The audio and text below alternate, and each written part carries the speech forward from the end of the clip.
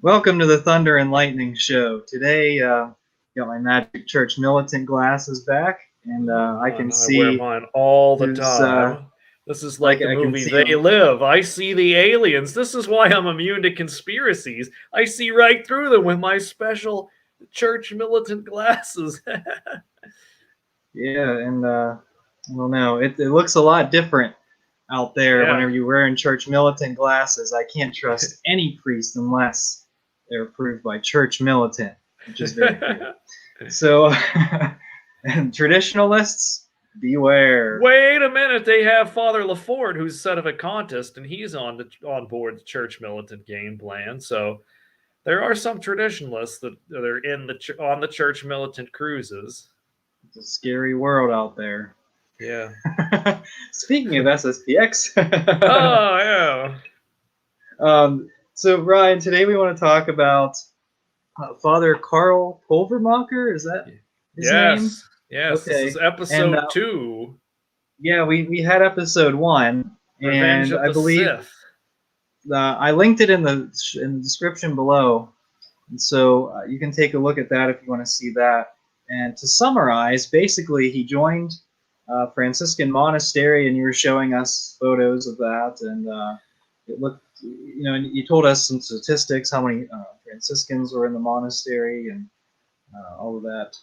And so, is there anything else that you'd like to add when it, No, that you summarize? where we left off, he was ordained a priest, and I Okay, can pick up there. okay, let's do it. Okay, so Brother Karl Pulvermacher was ordained a priest for the Capuchins by Bishop John Patrick Tracy on September 3rd, 1952, at St. Mary's Church in Marathon, Wisconsin. So Father Carl, right after ordination, was assigned to go work at an Indian reservation, and I think there may have been a couple Indian reservations. There was the I forget what tribes. One of them was the Saint Labre mission, I believe, and I think that's the same mission that I get all these like junk mailings from them that says "Give us money" from the Saint Labre Indian mission. I don't. I'm assuming it's the same one. Maybe I'm wrong. I don't know, but so Father Carl was serving these Indian missions, among whom was the Crow Indians in Montana, and he was actually made an honorary member of the tribe for his service with them.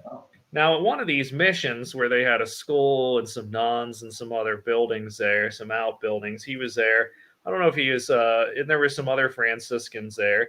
So one day in February 1968, there was a gas leak in the building, and he went to investigate, and the whole building blew up. And it basically three-story building collapsed. Apparently, the nuns were inside, and so was Father Carl. But he was, although in this explosion and whatnot, he was not killed. Neither were the nuns. The worst thing that happened to him is he got some burns to his hands and his face. So they took him to a hospital rehab or whatever you want to call it, and he was there for a couple months before he came back. Now this is February 1968. You remember that the new mass comes out the first Sunday of Advent, 1969. So we just celebrated the unhappy anniversary of the introduction of the Novus Ordo Missae uh, just this past Sunday, which was the first Sunday of Advent. So 1969 versus 2021 this year is.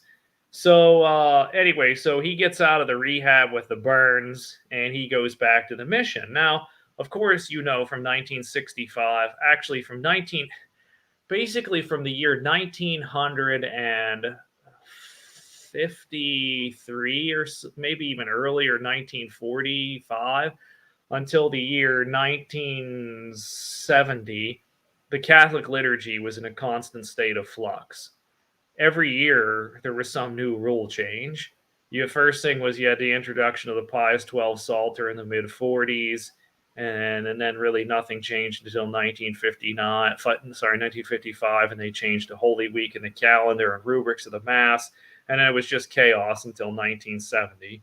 So of course, from 1965 to 1969, the introduction of the new Mass, you had essentially the old Mass in English, And there were some various abuses going on there, like lay people reading, and I don't think communion in the hand wasn't introduced yet. Acolytes weren't introduced, so at worst you had lectorates, and you could have mass facing the people. But this being him being in the Capuchin Franciscans, they kind of bought this whole thing hook, line, and sinker. So the new mass comes out, and apparently there was a controversy that Father Carl didn't particularly like this new mass. He had qualms about the translation of the consecration. Remember, because when it came out back then, you had the for all, for many question about whether that's a proper translation and whether it's heretical or not. And so Father Carl would say the new mass in English, but he would say the words of consecration in Latin because he, wanted it to be valid. Now, here's the thing: not that there's anything wrong with that, because they never in the Latin version. Remember, the official version of the new mass is the Latin version, and so there is absolutely no problem with you switching between English and Latin in the new mass. They do it on EWTN all the time. So there was absolutely no problem with what he was doing. And as a matter of fact, for all you people who live in the Novus Ordo, again, Berge wants to change everything with the Novus Ordo, the Our Father, all this. A priest told me, he said, if Berge changes that Our Father in English, forces an English translation change, he says, we'll just say it in Latin in the new Mass, and we'll solve that problem. Same thing with if he starts fooling with the words of consecration in English, we'll just do it in Latin. And so this is what kind of surprises me, is that Father Carl would say the words of consecration in Latin to make sure that the new Mass was valid. But apparently that caused a stink with his superiors, because they were all of this opinion that English, or the vernacular, it's almost like, how Arabic is the religion that Allah speaks in the Quran and in Islam. Well, apparently these arch modernists, they say that the religion of God is English, and so you have Latin is apparently the language of the devil for the modernists. So you can't have that at all. That's interesting because aren't they big fans of immigrants too? Like especially Hispanic immigrants.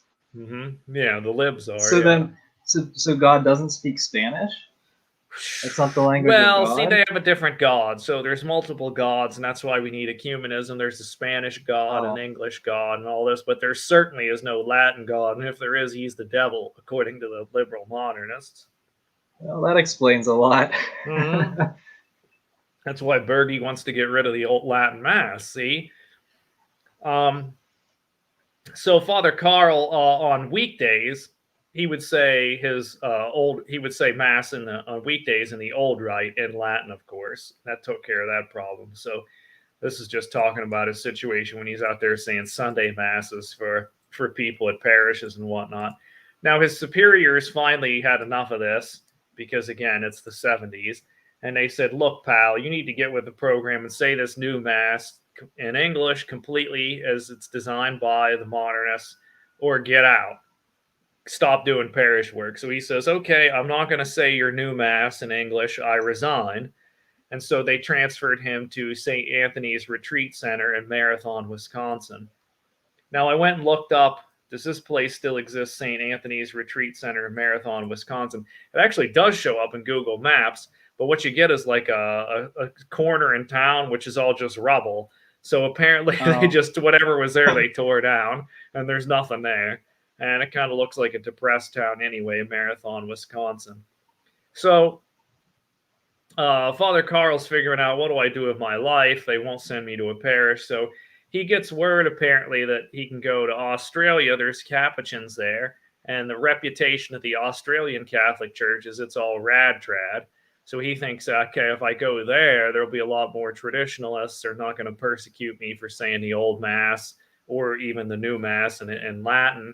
So in 1972, he goes to Australia. I don't have a lot of information about what he did there, but when he was in Australia, he actually got an opportunity to meet Archbishop Lefebvre. So this is, again, this is before 1976. So this is when Lefebvre is on the up and up, not suspended. Remember, if Lefebvre gets suspended in 75, 70, I think 76 he got suspended. Society of St. Pius X was founded in 1970, and it was totally on the up and up for 2 or 3 years. And then there was this quasi-cryptic underhanded war between SSPX and, well, really it was the modernists in Rome persecuting SSPX from 72, 73 up until when they suspended Lefebvre in 75, 76, all on fake charges, by the way. So Father Carl's in Australia. He's saying the old mass in secret there in people's houses. Sounds familiar. That's the kind of stuff people are doing now, where they have underground masses in their houses, in garages, in the sacristy, in the basement, in crypts, in cemeteries, in the woods, camps. prison camps. You know, everybody's doing underground masses now because of the persecution, the Bergoglian captivity and persecution that's going on. So it's similar to this. Now, Father Carl, as I said, he's there in Australia. Well, here you go again. The superiors and the Capuchins find out that he's saying these secret underground traditional Latin masses in people's houses, and they say, knock that stuff off. So, again, he's like, I don't know what to do. Look, pal, you know, okay, so they send him back to America. Now, he returns to the United States in the year 1976. And for a while, maybe 6 months, a year, he floated around different Capuchin hangouts. So he was at this parish with some Capuchin friends, or he was at this retreat center, or if he was at this priory or whatever. And in very shortly after he returned, 6 months after he returned in 1976, he decides, I got to get out of the Capuchins, and I'm going to start cooperating with SSPX because I cannot cooperate with this whole destruction, auto-demolition of the church in good conscience. So he never actually quit the Capuchins. He just says, look, I'm kind of going, you know, emergency measures here, state of necessity. I'm going to step out here, continue to keep my Capuchin life, but I'm not going along with this auto-demolition project. So he leaves, doesn't really leave the Capuchins, but sort of leaves the Capuchins and starts cooperating with SSPX. He moves to Dickinson, Texas, and he, I don't know if he established or hopped into Queen of Angels Chapel in Dickinson, Texas. So he was there as priest from 1977 to 1991, quite a long time. That's over 10 years, almost 15 years. And shortly after there in Dickinson, Texas, he founded the Angelus magazine, which is the official magazine of the SSPX. He established that magazine in January of 1978. And in that magazine, I think it was released monthly, he wrote a column called Ask Father Carl. And people could write in questions. Remember, this is before the internet. Think about this. Let's say you're you or me. We go to the Novus Ordo. We say this thing's bogus. We know a couple people there who say this is bogus, but we don't have any priests that we can talk to. They're all brainwashed. Nobody knows anything. And we live in the middle of nowhere. So what do? You hear from somebody who knows somebody who knows somebody who goes to an SSPX chapel somewhere once a month. But maybe you subscribe to the Angelus magazine. Maybe you subscribe to the Remnant. I forget what year that split off from the Wanderer. But that could be another show, is the Remnant versus Wanderer and that whole history. But so the Angelus magazine, remember, a big deal to have magazines in print before there was the internet. So now Father Carl, he leaves Dickinson, Texas. So by the way, I have some photographs here of him in Dickinson, Texas. Let me get these out here and I can share them. Get this here. Okay, so let me open this and I will share this. Share screen. Okay. And let's share this window here. Okay, so this photograph, let me zoom in here a little bit. This is from Dickinson, Texas here, and this is when Archbishop Lefebvre visited that chapel. I believe on the right, that's Father Baldock. who was an SSPX priest. Rest in peace now. He's dead. Well, everybody here is dead. And he was at one time one of the regional superiors of SSPX in the United States. On the left here is Father Carl, seen his Capuchin habit, and in the center there is Archbishop Lefebvre. This was on a visit there to Dickinson, Texas, and here is Father Carl. I believe he's showing to Archbishop Lefebvre copies of a book or a magazine. I think, as I read, that he's showing him copies of the book Apologia pro Marcel Lefebvre. It's either that by Michael Davies, or it is the book by Archbishop Lefebvre. Is it They Have Uncrowned Him, or it's something like that. It's probably maybe it's Open Letter to Confused Catholics. I'm not sure. But anyway, so there's Archbishop Lefebvre in Texas visiting the whole program. And I'll stop sharing this. So Father Carl is transferred or decides to move. I don't know how that works. He actually was never incarnated or making promises or attachments to SSPX because he was still a Capuchin. He just cooperated with them. So he moves to Our Lady of Victory Chapel in Davie, Florida in the year 1991. This is now 3 years after the excommunications for the consecrations of the 4 bishops without the papal approval. Archbishop Lefebvre dies in, I think, 91 or 92. So that puts us into the kind of timeline here. So Father Carl moves to Our Lady of Victory Chapel in Davie, Florida. I mentioned before he was always in the Capuchins and never left. He made it a point, as I was doing my background reading and research here, Father Carl always made it a point, and this is a very important one, for both SSPX, all of us, these guys who cooperate and whatnot, is to try to stay as much as possible within the framework of the mainstream church. Because all these guys really are real guys. Like the Vatican II popes are, they seem like real popes. Okay, let's just accept Bergoglio because the question about his election and Pope Benedict or whatever. Like Pope Benedict is clearly a true pope. JP2, totally a true pope, elected and all that stuff. You've got the diocesan bishop, really the real bishop. He's got the full apostolic power as a real bishop. The head of the Franciscans, real dude, really a Franciscan, really in charge.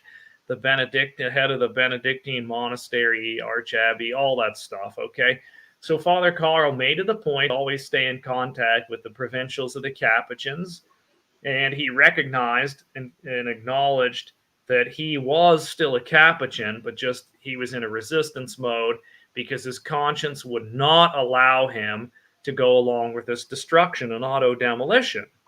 And that's kind of where we all are. We're going to say, like, yes, to quote Bishop Williamson, when the Pope teaches Catholicism, we say, yes, Holy Father, yes, Holy Father, yes, Holy Father. But when he preaches against Catholicism or says destroy it, we say, with all due respect, no, Holy Father, no, we are not helping you to destroy Catholicism. We're not helping you destroy the old Mass. We're not helping you teach modernism, etc., etc. So now 1984, backing up a little bit, this was an interesting point. See, in 1984, there was the first of the indults for mainstream Catholic priests to say the old Mass. There was a document released by JP2 called Quator ab hinc annos, and that means 4 years ago is just the title of the indult. But it says something about like, oh, JP2, I talked with cardinals and they said, oh yeah, it's okay to say the old Mass, but you need all these permission slips, and you got to understand it can only be one time a week, and all this red tape and whatever. But Father Carl, because he's trying to play the up and up, let's work within the system, he goes and asks the provincials and the superiors. He says, excuse me, hey, can I get this permission slip for the old Mass? And there's a bunch of red tape and talking and all this. And bureaucracy. And finally they say, like, sorry, dude, because look, it's only for one place, one time, one person, once a week. And so you're asking to go all these different places and say this mass for all these people every day of the week. No, we can't give you that. So he says, I tried. So again, Father Carl in Davie, Florida, from 1991 to 2005. So we're getting towards the end of his life here. Let me show you a picture. This is when he's an older priest. Open this up here and share this. Where is it? Share.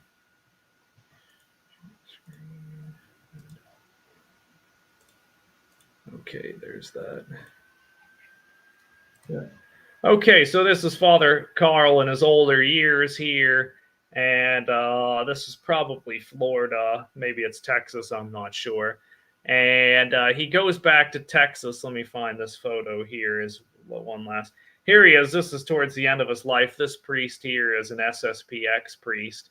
I think he's since like gotten sick and died. I'm not sure who he is, but I found this on actually a Facebook. On the right is Father Carl. So he returns to Texas in 2005 for a brief while. I'm not sure exactly why that was. And then I think he had some health problems, so he returned to Florida. And then at some point in time, he either had a stroke or a heart attack and was in a rehab or something. So he's in the hospital and he gets last rites by an SSPX priest. And he dies May 29th, 2006 in Florida. And Bishop Williamson actually goes and celebrates the Pontifical Requiem Mass for him. Although he died in Florida, the Requiem was at the chapel in Dickinson, Texas, Queen of Angels.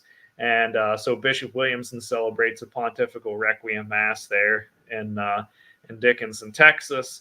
And that probably would have been early June of 2006.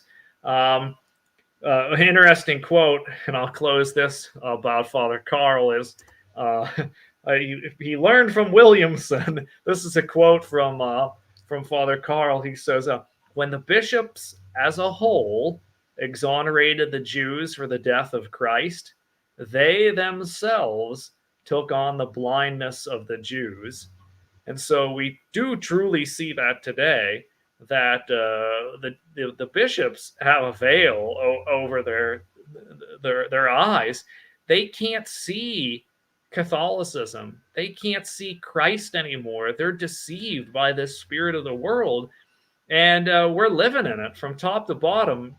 Nearly every one of these bishops is completely blind, completely out of touch with reality, and more and more you can see, to quote Bishop Schneider, that we have to acknowledge the prophetic mission of Archbishop Lefebvre to speak to the church, to remind the church of its tradition, to remind the church of the permanence of the traditional Latin Mass. And Father Carl, God bless him, went and did that to the best of his ability, trying to stay faithful to his Capuchin vows, but not being in with the destruction, going and cooperating with SSPX. So the bottom line here is, for any priests who watch or see this, or lay people, this is the way you do it. You try to work as much as you can within a system, doing what you can, but you can't go along with the destruction. And you have to follow your conscience. And if your conscience says, I got to reject this Novus Ordo, then and cling to the old Mass, then you have to do that. So that is the end of the biography of Father Carl Pulvermacher, Franciscan Capuchin. All right. And that is that is the Tradition. Titans of Tradition. Now the Capuchins, they stood for like, what would you call it? Penance and kind of a penitential lifestyle, poverty. Yeah, my understanding of the Capuchins is they are the most ascetic version of the Franciscans, who are very contemplative. At least the nuns that I know of.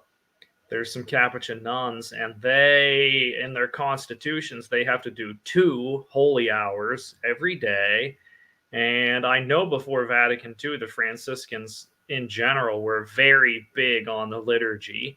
They did it very well, singing the stuff, having really, really nice vestments. Because as St. Francis said, we get the worst, we wear rags, but for Christ, it's the absolute best stuff. And, to emphasize that or really go further than that, there was an interesting quote today that I heard on a YouTube. But namely, if you want to find the real Francis, St. Francis, find the real appeal of the Franciscan order, it was all about disabuse yourself with this hippie Francis with the guitar and the flowers and the dope and the animals and all this stuff. It's go read St. Bonaventure's biography of St. Francis. And then you'll see that this guy was the real deal. And apparently, in Russia in the East, although officially the Eastern Orthodox, the Russian Orthodox are, they're like, oh, St. Francis was a heretic and a dope smoker, bad, a syncretist and all this. Apparently, when you read the life of St. Francis, it reads very much like some of these Eastern ascetics, desert guys who went out there and slept under rocks and they ate grasshoppers and they just prayed in the sun and they were sunburnt and collapsed and all this stuff. And St. Francis was like that. So anyway, the Capuchins are the most severe and strict branch, or at least they used to be, of the Franciscans. Okay, well that summarizes that. So that's good. The first Titans of Tradition character individual has been completed. So yeah. Now there's obviously, you mentioned there's plenty of them. Oh yeah. And I don't know how many people have actually heard of Father Carl, but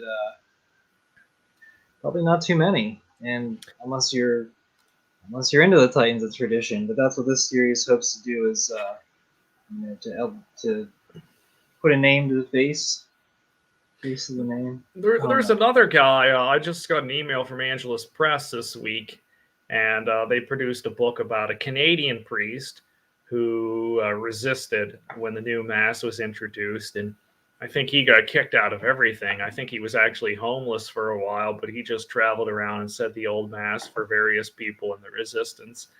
So I forget his name. Maybe some people know about him, but there's a biography about him written that you can find on the Angelus Press website. And of course, we mentioned others that we'll talk about in the future. Father Gomar de Paul, and we'll talk about Bishop Antonio Castro Meyer. Basically, dudes that most people have not heard about. Everybody knows about Archbishop Lefebvre.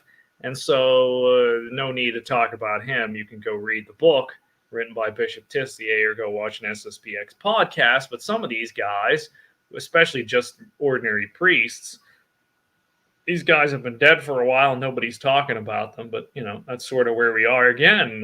We've got to start the resistance again because the bad guys are coming to shut down your Latin Mass. Yeah, and now that you say that, do you want to talk more about that? Did you have more on that topic? Well, I did send you just briefly here. I sent John and Brett an email today, and it contained a article.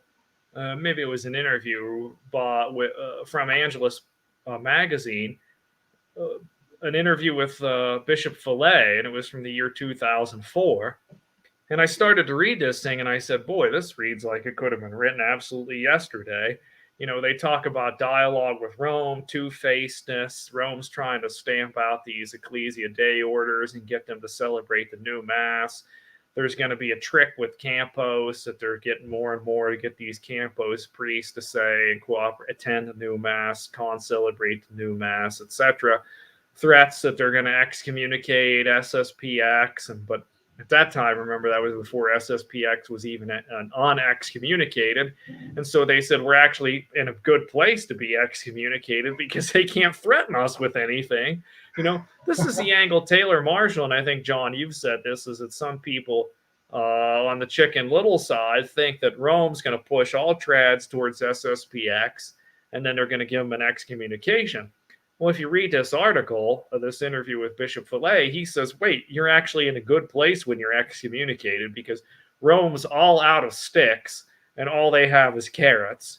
So we trads, this is the problem right now. You can see with these Ecclesia Dei groups, these indult groups, everybody's walking on eggshells because they're afraid of sticks.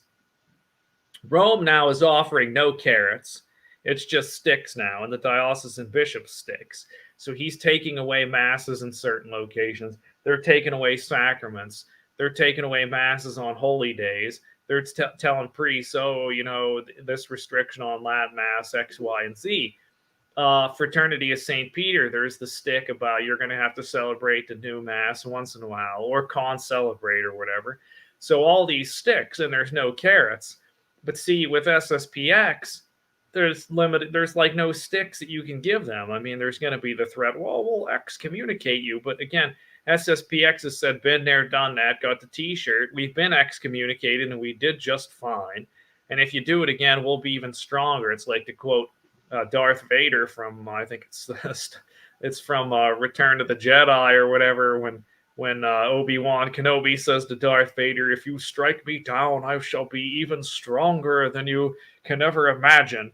And so he kind of kills Obi-Wan Kenobi and he turns into some kind of ghost or whatever. So even if like a Darth Bergoglio goes and hits the traditional Latin Mass, SSPX, the body's going to disappear and there'll be a cloak there. But the Latin Mass will be even stronger with SSPX being in the excommunicated state, because there won't be any more. Rome won't be able to have any pressure on them, so it'll just be more carrots.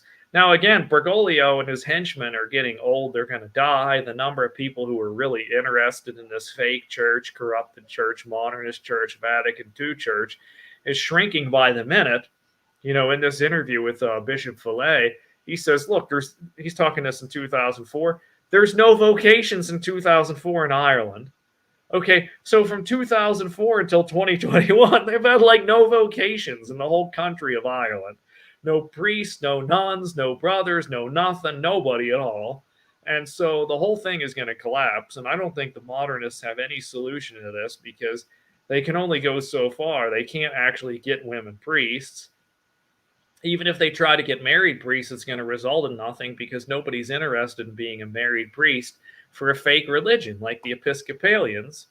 Whether you're married to a man, a woman, a transgendered, anything, it doesn't matter. There's nobody there. Nobody's interested. They're at home playing the lottery, betting on sports, watching dramas or whatever.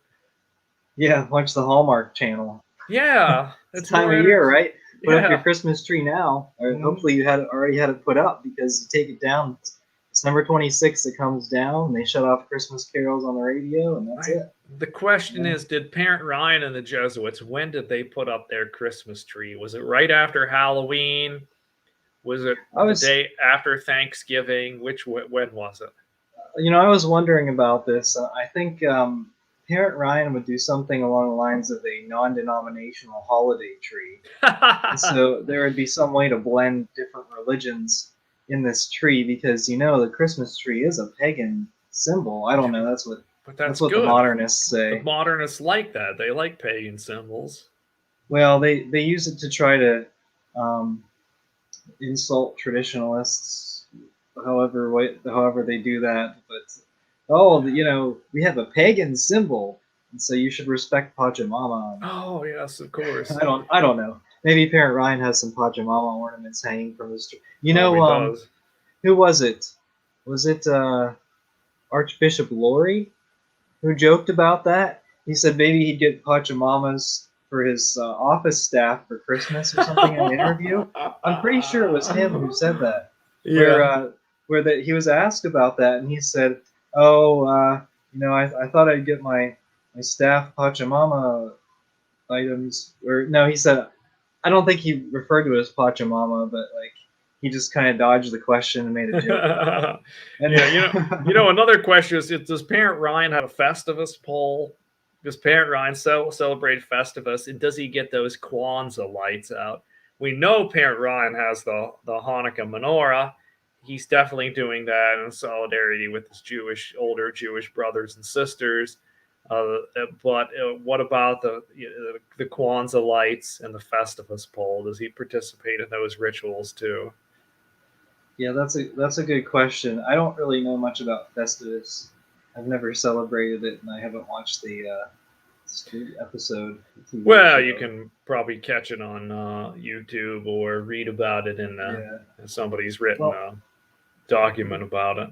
really, I think Don't be shocked if the Vatican interreligious dialogue curial official doesn't write a greeting to to those who celebrate Festivus, and it tries to find common ground between those who celebrate Festivus and Christians.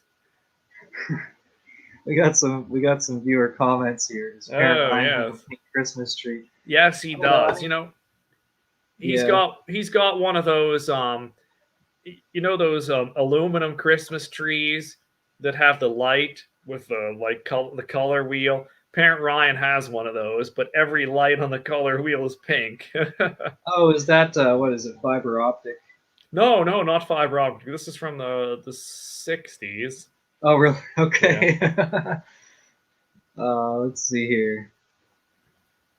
And George Floyd nativity. Oh wait, scene. George Floyd nativity scene. Parent Ryan definitely has one of those. Jack Daniels and Coke Grinders at Tab. This is actually, and I'm going to endorse this. This is the what is this? Orange. It's like the orange cherry Coke. Oh, You know what I'm talking about? is it like what's it? Do you know what it's called? Like orange Orange orange cream Coke, stuff? orange Coke vanilla. That's what it is. Orange Coke Yeah. vanilla, which is delicious. And I treated myself to a bottle of this tonight. No alcohol in this because the only thing I'm drinking for Lent is really cheap bourbon or whatever I'll drink during Lent. But I'm trying to. I mean Advent. I'm cutting back for Advent. Okay, so Ty Anthony asks if we're getting another satanic nativity in Rome this year. Is this You know what? What was it? 2 years ago was the naked guys that were gay. Last year, wasn't it the spaceman, Yeah, the space spaceman. bubble characters? Yeah. There was something weird this year. I'm googling it right now. Was this one the refugee Christmas? That might be it. Let's see. Oh, it's just from last year. Llamas and yeah, Llamas. it is. Oh goodness. Yeah, there's still a lot of pictures of last year with a spaceman nativity, Darth Vader nativity. It is the refugee, the indigenous nativity scene this year. Okay. So, actually, let me see if I can share. I don't know if I'll be able to share my screen or not.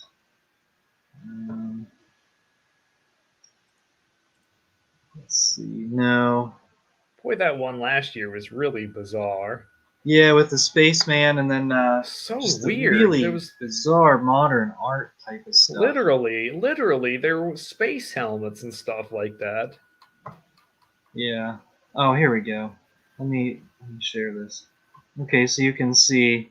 Let me get this off the screen here. You can see it. This is part of the nativity scene, and then I'm actually going to scroll down a little more, and then you can see this guy. Yeah, I wonder if this video. Let me if there's anything here. My prediction is you get an ad. There we go. Okay. Well. Here's your ad. What is it for? That's the question. Yeah. Is it for John the Son of Thunder's YouTube channel? Oh, that would be great. This looks like Food Network kind of stuff. Yeah, there. Okay. So we'll see how long this takes to load. Forever. It's gonna cut out your internet too, probably.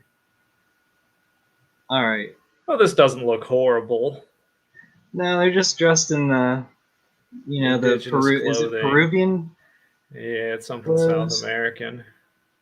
Yeah, obviously it's So a there's the political llamas. thing. Yeah, There's a Christmas tree too. that's good to All see. right. Anything else? Oh, that was Oh, last there's year. last year, Spaceman. Anything else? Mass. Okay. Wow, this is actually pretty elaborate. Yeah. Oh, we spent a So lot of money on so this. far, I haven't seen anything It could be diabolical. used. So this is a good start for the Yeah. Vatican. Ooh, there's the llama. Yep. Oh, are those all llamas? I don't know if there's Llamas camels instead there. of camels. Yeah. There's the gold, frankincense, and myrrh. It's fruit. Oh, is that what it is? Fruit? Well, there's fruit in there, I think. Yeah. Somebody, Ty Anthony asks, this Virgil? Yes, because this is like the 3D artist conception of what it's supposed to look like. I don't think Yeah. maybe they have built the real thing already. I don't know. Yeah, But I we did haven't. see I some don't know. pictures of it there. All I see when I Google it is I see Spaceman from 2020. Yeah. Um, Well, there you go. yeah, what other All kind of right. comment? Joe Mraz asked about the George Floyd nativity scene. There's enough of these woke martyrs that you could probably get an entire nativity scene filled with all these characters. There was George Floyd. There was who was that one kid that got shot? There's so many of them. Yeah. There Well, was and the guy let's with see. the jogger. He can be in this thing. Um, Trayvon Martin. He can be one of these guys. Maybe even heck, we'll throw in that guy that ran over people with his car at that Christmas parade. We'll throw him in here as well in the George Floyd nativity scene. Yeah. Yeah. Oh, here we go. James Martin is the Christmas fairy. All right. That's a good choice. Oh, Patty McMullen says, visit from the 3 social justice warriors bearing gifts. what would those SJWs bring? The George Floyd Christ child. I don't That's a know. good question. Tweets, environmentally sourced glacier Yeah. water, Yeah. soy, fake meats. Like Harvest Fresh, Morningstar, fake hamburgers or something. I don't know what the gifts would be. Well, no, it would be the vegan burgers. Yeah, vegan burgers. Here it is. Joe Ross says fair trade coffee, good choice. Non-dairy creamer, recycled toilet paper. Now, Ty Anthony, so that would be good if you were like your Trader Joe's kind of nativity scene, your woke SJW. No, Ty Anthony right below here.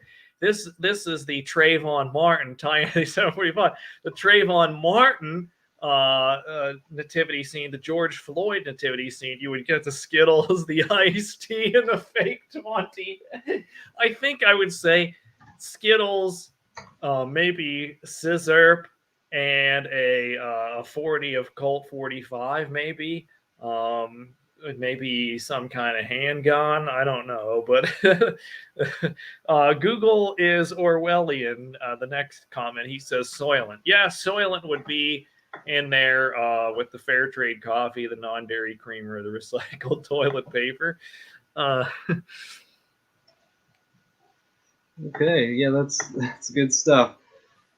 Now here's something we were talking about, like environmentally friendly stuff, and I did hear about this from a coworker who said that there was a politician in Philadelphia who proposed a 3-child limit. For who? Residents Everybody? of Pennsylvania.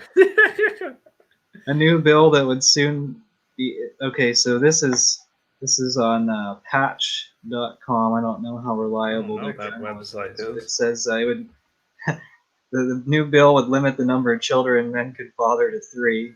Is State Representative Chris Rabb, Democrat of Philadelphia, uh, called it a parody legislation of the recently passed Texas law. Okay. I did actually hear that this was proposed a couple weeks ago. Yeah, Joe Mraz at 747 says for everybody else. That's exactly right. Who's limited? Everybody else besides the elites. There you go. No, the Who elites has don't want children. Well, they don't. I know they don't, but it's mostly about they do. They want their 1 or 2 kids, and then they're coddled and all this. They go to Harvard, and then they end up ruling you, like Joe Biden and or Jill Biden, and who was the other woman? They don't have to wear masks, but all you peons do. Well, did you see AOC wore that $5,000 dress that said "tax the rich"? I mean, they just make a parody of themselves. Why do we need to tax the rich? We can just print money. If Yeah, you're gonna exactly. if you want to hurt the rich, put them in a concentration camp. Okay, let's get really woke here. Let's really take the blue pill. If you really believe in this communism, say death to the rich, and let's put them in a concentration camp. Don't tax them. So AOC, you're sleeping. AOC, you're not woke. AOC, you're a fake communist. AOC, you don't hold a candle to Karl Marx and Friedrich Engels and Mao Zedong and Pol Pot and Joseph Stalin and all the big league commies. You're a 2-bit pretender who sits there in your $5,000 dress. If you really believed any of that, you wouldn't say tax the rich. You'd say destroy the rich. Yeah, that means one of each. Patty said the. Well, and it was I guess it was a parody bill, but still, I mean, you think about it though, that's sort of what they actually believe. They really think that you should be limited to how many children you can have because you're hurting the environment, right? Even though the population growth rate is unsustainable, and at some point, I heard something like 2080, the population of the world is going to actually decrease. Yeah, because China's has this one child, they're going to have no people. Japan's already done. Italy's done. Israel's done. The only people who are going to be left are Traditionalists. some Hispanics, Hasidic Jews, Muslims. Hopefully by then we've converted them all, and they won't be Muslims anymore. They'll be Arab Catholics. Well, I mean, with less people in the world, there'll be more space for everyone, and yeah, we can go back to the 20 acres and a cow of G.K. Chesterton. Yeah, maybe we can return to tradition. Return to the patriarchy. Yeah, Timothy Gordon and his wife have written writing about that. Yeah, I'd like to talk about that in a video sometime, like the whole idea of the patriarchy. But I don't think it would be appropriate for YouTube. I think we'd very quickly get kicked off. Well, you can put it on some other site, Odyssey. What about is it Vimeo? I think is that Vimeo. what it is? Vimeo is. I don't know. I don't know how they are. Because I don't know if they're. I don't know. If you have any ideas, leave some ideas in the comments. Like Bishop Williamson's on Odyssey, and E. Michael Jones is on BitChute. Brother Nathaniel, he's all his stuff is on BitChute, and he's also on regular. Brother Nathaniel's also on regular big internet, so you can just go to his website and look up Brother Nathaniel Foundation, or one of his websites is realjewnews.com, I think, and you can see all the Brother Nathaniel episodes. I tell people Brother Nathaniel used to be on straight up old YouTube, and you could get on there. No more, sadly, but yeah, which that's going to be the end for all of us. But well, I can remember. I'm old enough to remember before YouTube even existed. You remember those ancient days before YouTube even existed? Not really. Well, there was a world before YouTube. Yeah, I remember that, and but the problem is, it wasn't as fun. There'll be a replacement. What would I do without YouTube? How would I occupy my time? I'd probably start reading a lot more books. Yeah, pray. Donate to my Patreon and help me quit YouTube. Yes, if only you can help John quit YouTube, because then he'll have so much money he won't know what to do with it.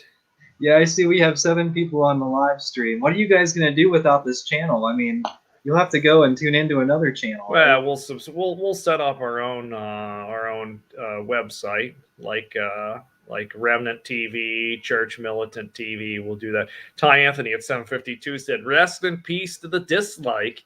You know, that's interesting. So now you Yes. can't go there and dislike the resident Brandon videos on YouTube anymore.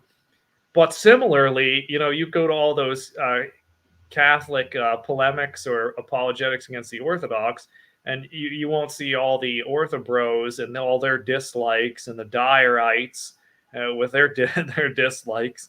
And so there's going to be a lot less of this. And remember, your videos, every time we did an attack piece on church malevolent, we'd get all those bots, and the dislikes would come in here. Those the brainwashed, you know, defenders of Michael Virus. They would come in and hit us with a bunch of dislikes.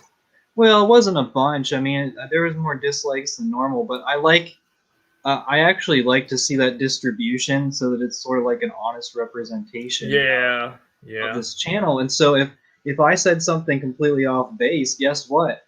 Half of the views or half of the video is going to be dislikes. Something like Bishop Barron, whenever he talks about a reasonable hope that all are saved, and he, like, you could see over time, you could see like they had the like and the dislike spread. I'm trying to do this, but you could see like the dislikes gradually, you know, gradually getting bigger and bigger. Or someone that said about how you shouldn't attend an SSPX mass, and it was like 50% dislikes. I mean, that's a terrible distribution on YouTube. You know you're doing something wrong. But Brian Holdsworth actually said something about the dislikes. Yeah, what did he say? It was on. He posted something on Twitter, and I'm scrolling through his feed right now.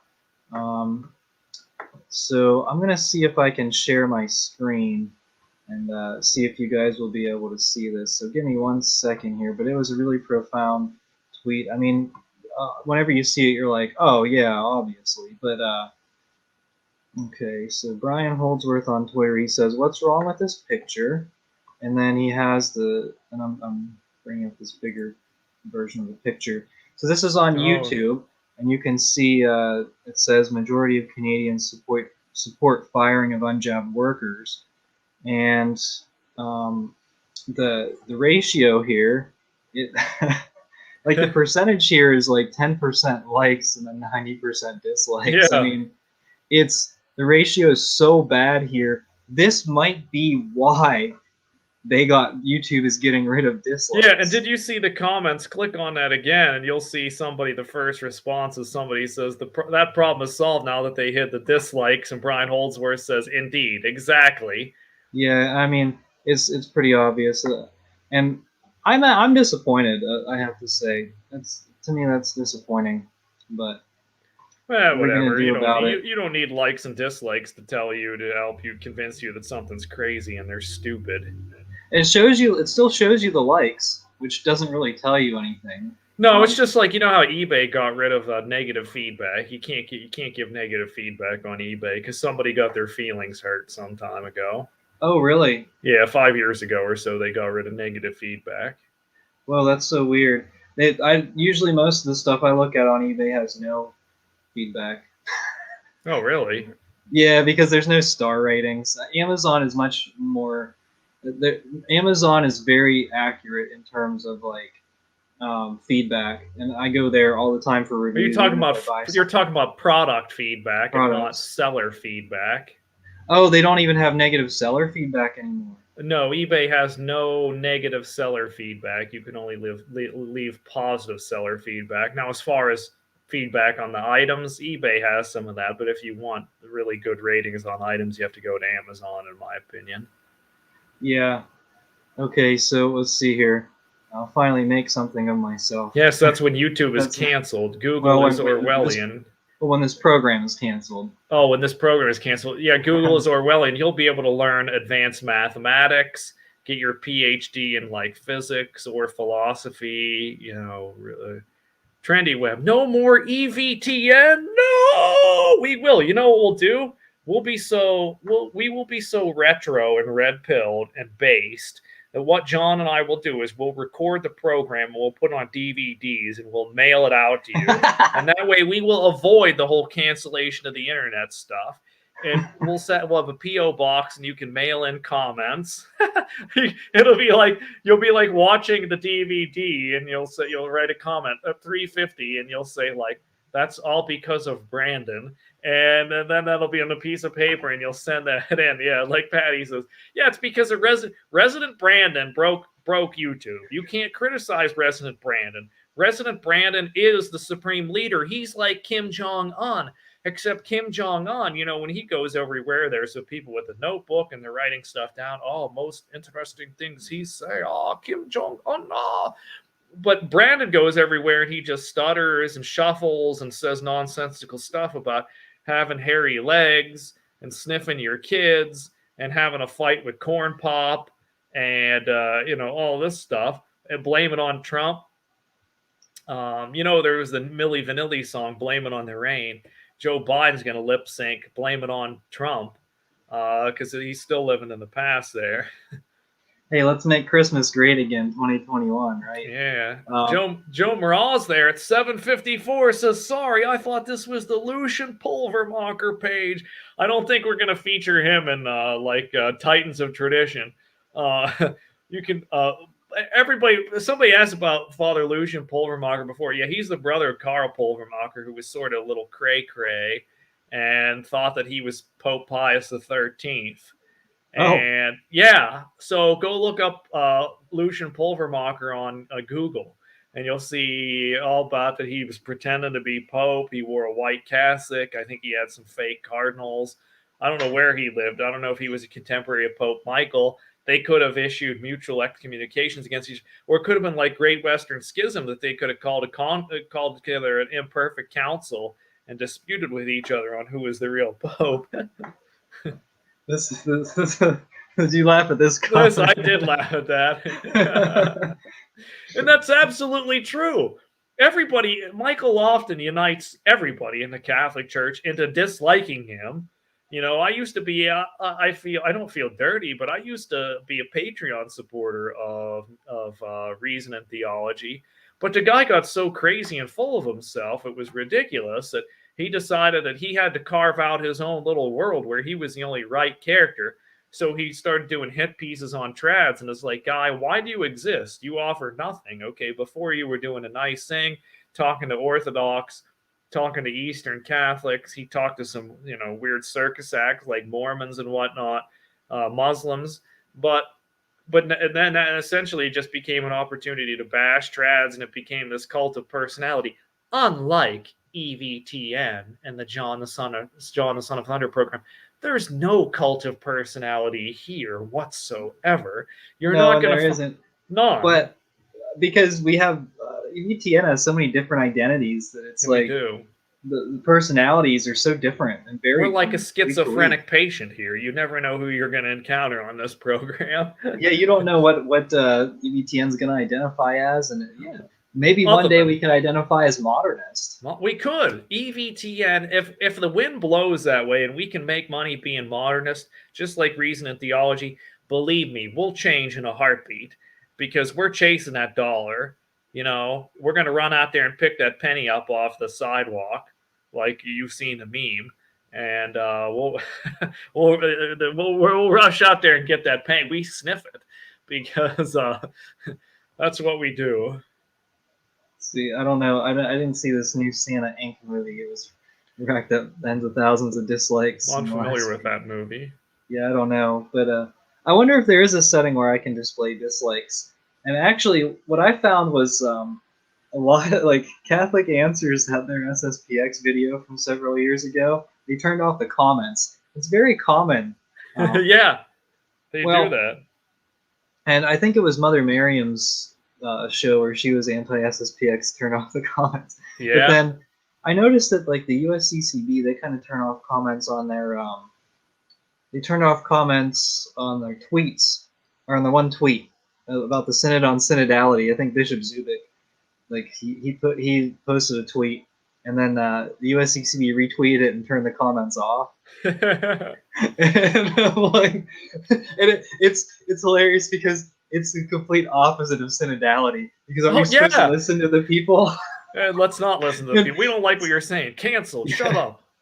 Yeah, someone pointed that out. They said, "Oh, this is the opposite of synodality because you're supposed to listen to the people, not tune them out." That's how you know it's fake. You know it's fake. Actually, I have. I think I'm gonna do a video about the synod on synodality, and you can either watch that or watch Grass Grow. I don't know what's more exciting, but like our video, your video. I'm gonna talk about what we're gonna see, and that's gonna ramp up in January, I think. Is that when it starts? The synod on synodality? No, but I think that like a lot of the bishops right now are primarily concerned about Christmas, and everyone's like not going to pay attention to them until after, the New Year, and maybe maybe the bishops will give it the Santa Claus will leave a new booster shot under their tree. Well, or maybe they'll close churches for Christmas, and then it'll be an anti-synodal church. Yeah. Or not Christmas, but maybe they'll shut down masses again. The people will be so protected if they're home alone, locked up, and we'll just mail them another booster. And then they can have Zoom synods, and they can invite people of every religion. Yes. And so they could have representation in all religions, like the bishop would be the Catholic, and then they wouldn't need to invite any other Catholics because that would already be represented, right? Mm-hmm. There's only one opinion. There's only one opinion in Catholicism, and that's Bergoglianity. That's the only voice that matters because he is the voice, the divine voice that comes to us is the voice of the Bergoglio, and he speaks to us, and we listen, and that's what's called synodality. The modern day prophet. Yeah. Iconic DVD distribution. You're going to have to make sure you have a DVD player that works. Dust it off. Maybe you'll need a Blu-ray player. I don't know. I think Blu-rays can play DVDs, so we'll be okay. Well, and you can play it in disc drives. I think this laptop I'm using has a disc drive in it. Yeah, I think it's spotty though. Like those DVD players fail pretty quick. Well, the new Chinese ones do, but if you get one that's older, probably made Taiwan or Korea, it'll be better. Bring on Parent Ryan permanently and have him host EBTN for you. Yeah. Well, I think we'd have to change the name though, because I don't think Parent Ryan's a big fan of Vigano. Well, it would be the eternal James Martin television EBTN, network. Eternal Virus Television Network. There you go, bingo! Every day it'd be a new variant. Alpha, beta, gamma, delta, sigma, epsilon, upsilon, xi, whatever. You're there. Somebody said, "What happens when they run out of Greek letters?" I said, "Don't worry, they'll go to Hebrew. Aleph, Beth, Gimel, Daleth, Heth." I think they could just go to fraternities. Yeah, Phi, Beta, Phi, Lambda, whatever. Sigma, Alpha, Epsilon variant. Make sure to get your 630-second booster. Have you seen that meme where it says like liberals on their way to get their 12th booster, and it shows some 600-pound guy riding a scooter? Oh man. Well, yeah. I mean, yeah. When YouTube goes completely woke / broke, Parent Ryan will be the king. Well. Hey, Parent Ryan, call and give us some Advent advice.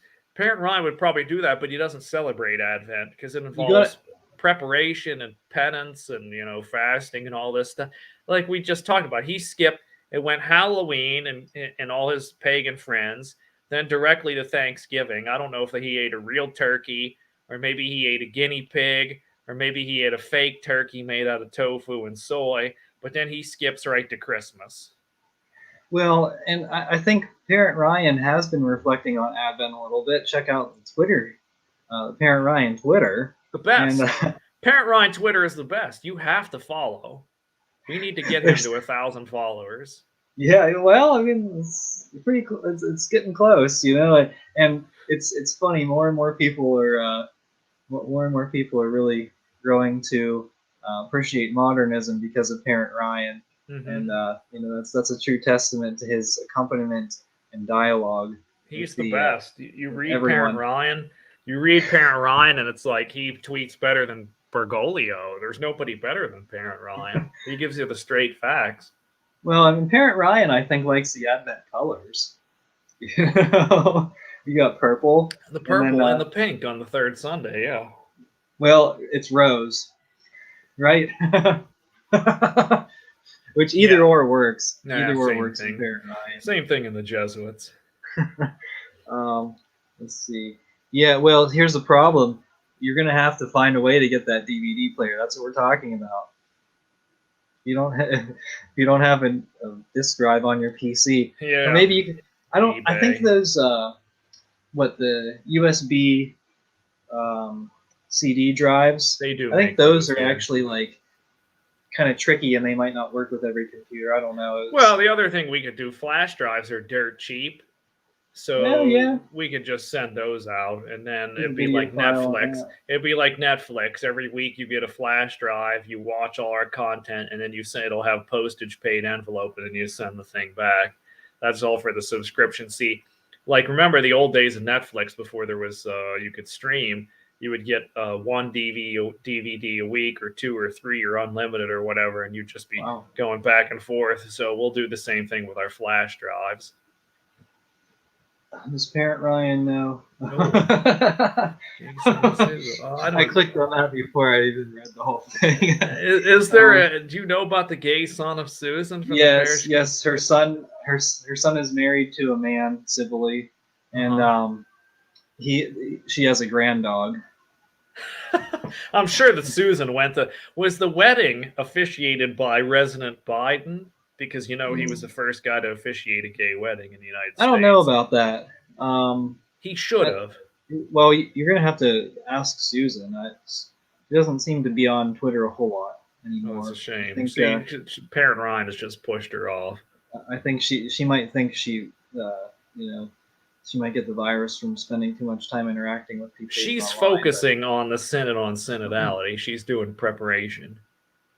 Preparing for those female Eucharistic ministers. Pants. She's getting her pantsuits ironed and organized with lapel pins. Trendy Web says he would pay for American Magazine just to read Parent Ryan. I bet you. Okay, American Magazine. Who gets that? Really washed up old liberal priests who were like about ready to die, and then also trendy Jesuit or like hipsters, people at universities like George Washington University, Boston College, or whatever, in your local Jesuit, whatever they call their priories or whatever. But I'm telling you, if they started to publish articles by Parent Ryan, they would legit double their subscriptions. John, maybe you could make a print magazine and call it Vimerica Magazine, okay? And Parent Ryan would write an editorial every week and, again, sell print copies. I think you could get more subscriptions than American Magazine. So Vimerica, published by Jonathan Thunder Productions, edited by Parent Ryan S.J., would probably get more subscriptions than American Magazine, edited by Father James Martin. Well, I believe the head of that magazine, I don't know if it's the president or the editor or whatever. I think the Jesuit is an editor, so I don't think he gets a salary. Well, Father James Martin, I'm pretty sure, was the editor of He was, American but now Magazine. he's not. It's Oh, Father he Matthew moved up. Malone or something. He moved up. Okay. But the person who runs, no, it's the Distorter. The editor of the Distorter makes $100,000 a year. National Catholic Distorter, and so I'm like, well, heresy is a big business. It sounds like, and it's a good $100,000 is not a lot for a national magazine. Well, I mean, for a garbage magazine like the Distorter, that a lot of bishops have said wasn't even Catholic, that's pretty good. I mean, I wouldn't mind making $100,000. I'm just throwing that out there. By the way, did you know that the Distorter hasn't been Catholic since the late 1960s, early 70s? That's when they first started a dispute with the Bishop of Kansas City. And they still never done anything to shut the thing down. What kind of, imagine this. This is what we're living in with this Vatican II regime.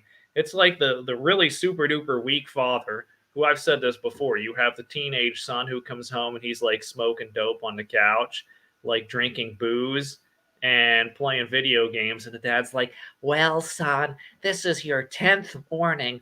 And I've told you no marijuana's inside. And you're only allowed to drink one bottle a week. And so then the kid's like, I don't have to listen to you, Dad. And he like throws a remote control at him and threatens him. And the dad's like, Oh, I don't know what I'll do with this kid. and it's been that way for like 10 years now. The kid's 40 years old. So this is how weak we are when the kid, the drug addicted, dope smoking, video game playing, pornography watching kid, eating the Cheetos and drinking the Mountain Dew on the couch, he rules the house, and Dad and Mom are like, Oh, we don't know what we should do. Let's go talk to Dr. Phil. He'll tell us. they still can't take care of the distorter problem. Just go in there and just start, I don't know, take control of place, excommunicate everybody, but be done with the distorter. Well, and I think we might have a show coming up about what to do with church, what to do with the future of the church. We'll see if there's anything we can do. All right. Yeah. But when Cardinal James Martin leaves to roam, there I can take over American Magazine. Yeah. You could. Still the Senate Pope and the SSPX are schismatics. Is that to whom are you referring there? Who was excommunicated by the local bishop? Is that somebody at the distorter? Okay, let's see. The Vortex obeyed his bishop and took the name Catholic off, and what did that achieve? Yeah, what did it achieve? Well, who really knows? All right, let's wrap it up. And if you have any last minute comments, get the comments in. We're going to close these comments in 60 seconds. So if anybody has any objection, type now or forever hold your peace. Yeah, Trendy Web says that's referring to the distorter that they were. Pretty sure. Well, yeah. Yeah. Well, and what is it? To make a CD, I think the limit for a CD is an hour and 20 minutes.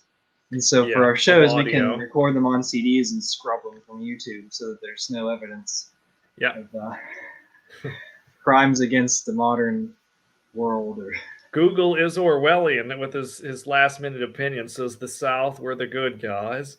Okay. So he's put his opinion in there. He's trying to say that. Is he trying to say that Abraham Lincoln was a bloodthirsty maniac who waged war upon his own people for the sake of some ideological purity of the Union, almost sounding as if like it was a proto-nationalism or whatever?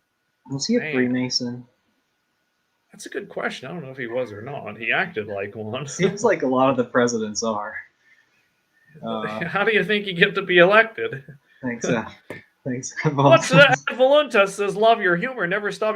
What are you talking about, humor? We're deadly serious. Deadly serious here. Who can joke at a time like this when you've got President Brandon in the White House and Bergoglio in the Nut House? I mean, the Vatican. And there's an Omicron. Every new week there's a new variant and, all this stuff. Who's this Father Hardin S.J.? Oh, yeah, he was a good Jesuit. When was that? One of the few. He died in the 90s, I believe. Oh, well, I mean... actually, his cause for canonization is actually up. Up as in, it started. So he wrote a really good catechism, which you can read. Well, and if this were pre-83 saint canonization, I don't know if it was 83 or 85, whatever, if canonization changes, he wouldn't be he wouldn't be up for canonization until when, like, it's 40s? Well, by then in the Bergoglian Church, we'll already have Vatican IV, and everybody will be a living saint. Oh, there we go. Oh, Googlers are crying for Yankee. You seem base, sir. I'll try to read that in an accent. For Yankee, you seem base, sir. See, here it is. Google is Orwellian. I have friends from Virginia, okay, and they're big into the South and the cause and all that. The great Stonewall Jackson and all this stuff. So plus, Charles Coulomb is big on the South too. Yeah. Well, I have my fake Southern accent. I couldn't last a second in Texas, but yeah, I live in Virginia, so I can kind of do some imitation of that, but I'm not the best. Yeah. Well, and let's get I'm sure that's... Is that a cheer? Let's go, Jesuits. Let's see. Let's go, Brandon. So Google is Orwellian. Are you from the South, or Or Well, you if he's just not, maybe he identifies. John, don't ask that question. Don't okay? pry. Okay. All right, never Maybe mind. he was assigned north at a birth, but then he chose south. Okay. You can be trans regional. Do you acknowledge that? I need you to admit that, or I'm Yeah. going to have to cancel this program. No, Say I yes. get it. I Say get it. yes. I believe EBTN. in trans regionalism. Yeah, transregionalism Okay, there is you a go. Now you're biological uncanceled. fact. Yes. Becoming pope is now again. Well, actually, not quite. Benedict will not be canonized. Well, he's not dead yet. Maybe if he says we should never Okay. convert, maybe if he came out and said we should never have a mission to the Jews and never try to convert them, and that they never did anything wrong, and we're sorry. Maybe that was enough to start getting Benedict over the top. That can get him at least servant of God, right? He said, I'm one with Bergoglio. He says, me and Well, Francis, there's no difference between us. I love him more than anything in the world. Why, it's almost as if I'm still Pope. That's what he says, at least when you get the Benedict papal mouthpiece, aka what's his name? Who's that priest? That Bishop Gonswine, who's the translator. Yeah. The translator, yeah. Yeah, the translator. Spokesman. Pope's like blinking. I am being tortured. And Gonswine's like, well, question. everything's great. I don't think it was a rude question. I mean, he's joking. You know, He's joking there about like saying. Oh, okay. Yeah, Southern hospitality, right? You guys are super kind. I've been there. I've only been in the South, not very much, but Southern hospitality. I went to Myrtle Beach and stayed in one of their hotels in October, and it was a great price, and it was like a full hotel room and great, awesome experience there. The question we'll have to ask nice. the viewers sometime in the future is: do you think it's better to go to the beach in the winter or in the summer? Well, there's less people there. I mean, summer. Well, it depends too, because in California, when I went to California, I did a trip out west, and I went to Pebble Beach. I think that's what it was called in Monterey. That's where the nice golf course is, and it was 65 and sunny in December. So 65 and sunny in December. Yeah, wow. People were swimming, and I was like, "Yeah, if I had a little more time in my schedule, I would." I mean, that would be cold, really cold, but man. Ty Anthony at age 17. Ty Anthony at age 17 says Pope Pius IX was big on the South.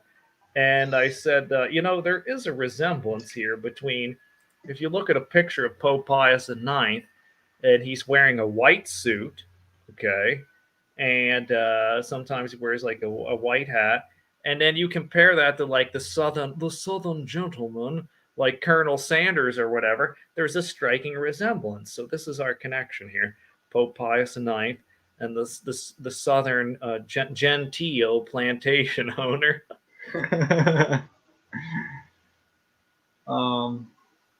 What Trendy Web says at 819 is interesting. Pretty sure Boniface VII said every pope was a living saint. We got to look into that. And then he mentions the fake miracle of Francis. Yeah. All right. So this is an interesting comment. This will be our last comment. Okay. Joe, so you live in Newfoundland. That's Canada, and that's the island. That's an island, and there is a Viking remnants of the Viking civilization there. Leif Erikson, I believe, who ventured there in the year 999. He actually discovered the Americas. He discovered Canada. And did you know that they were Catholics? Eric the Red, his wife converted him to Catholicism because he was this brutal, crazy guy, and they kicked him out of 2 countries. And it was pretty cool. Oh, okay, you live in Labrador. Well, but still, I mean, Newfoundland and Labrador. Oh, you have that rotten bishop there, huh? He's the one that says you have to get the jab. Yeah. Yeah. They were Catholics. Yes, Leif Erikson, his group was definitely Catholics. I watched a documentary where they had like the remnants of an old church in Greenland. That's where they went to Vinland, founded or I think they built houses there, but then they left very quickly and went back to Greenland. And they Yeah. eventually kind of died off because they refused to interact with the pagan natives. They didn't even talk to them at all. They existed, they coexisted, but they didn't communicate at all, and Hmm. that was actually their downfall. Yeah. So Yeah, so here's Pope Pius IX. Doesn't he look like Boss Hog? Okay, now let me see here. Then the next image.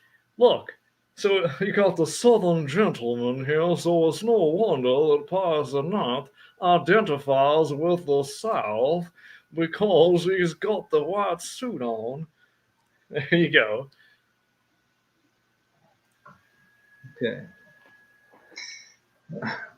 all right. Let's see. Lord Baltimore only came here in the 1600s, and so they also stayed a year or two and left because the weather was too miserable. All Oh, right. really? So I didn't know Lord Baltimore was there. Huh. Hmm. All right. Well, that's going to be it for the show. We're at an We've hour reached our 20. We're cut off yeah. now. This part is going to be cut off a CD. But anyway, thank you very much, Ryan. I hope you guys learned something today. Thank you so much for watching. And we are the laity. And we will not be silent.